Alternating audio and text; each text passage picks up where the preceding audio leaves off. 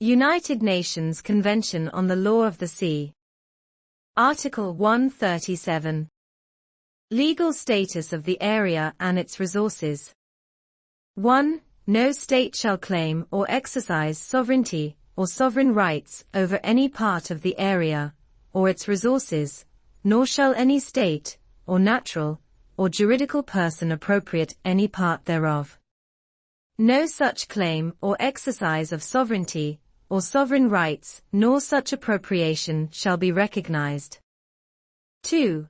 All rights in the resources of the area are vested in mankind as a whole, on whose behalf the authority shall act. These resources are not subject to alienation. The minerals recovered from the area, however, may only be alienated in accordance with this part and the rules, regulations and procedures of the authority. 3. No state or natural or juridical person shall claim, acquire or exercise rights with respect to the minerals recovered from the area except in accordance with this part. Otherwise, no such claim, acquisition, or exercise of such rights shall be recognized.